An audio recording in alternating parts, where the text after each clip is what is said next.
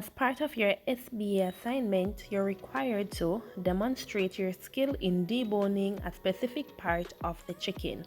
So in today's video, we're going to be deboning the chicken breast.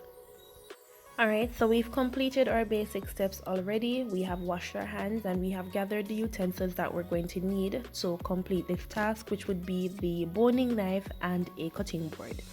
Next, we have assessed the chicken part, so we have checked to ensure that the chicken is suitable and that it is completely thawed. So one of the first things that you want to do is to remove the skin and to trim any excess fat. Now, of course, there may be some recipes which may ask you to leave the skin on. If that is the case, then you may skip this step. However, for most recipes and for personal preference, you may choose to remove the skin from the chicken breast. So I'm going to go ahead and get that part started.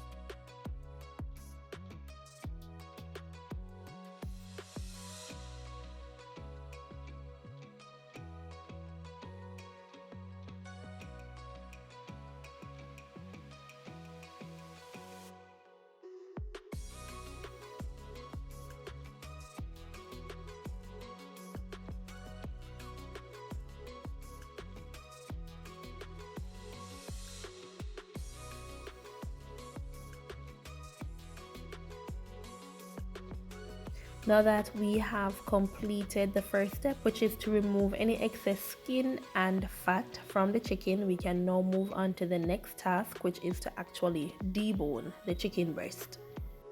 Now you'll notice that for my cut of chicken, I still have the rib bones attached to my chicken breast.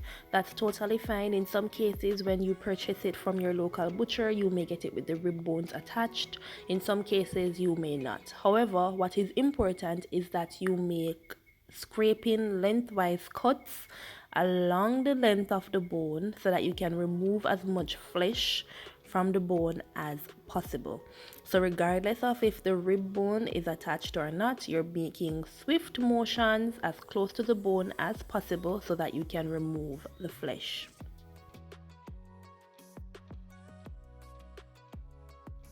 While deboning the breast, you'll realize that there is a small bone towards the tip of the chicken breast. That's what they call the wishbone. So you're just going to use your knife and cut around it, and then continue making lengthwise cuts to remove the rest of the flesh from the bone.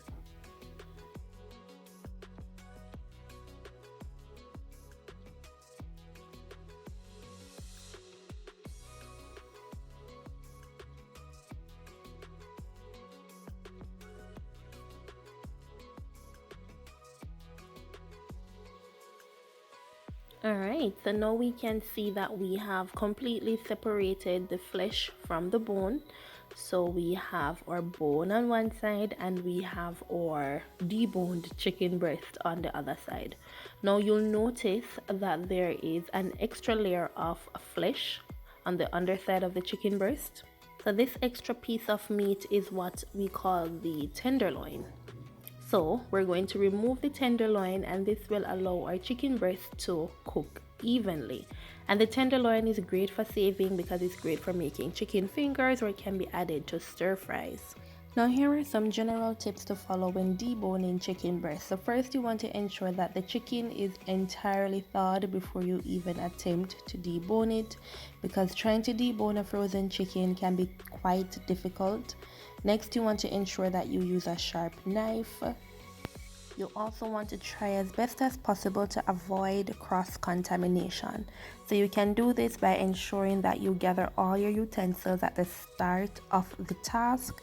That way, it can prevent you from touching other items once you have started the deboning process.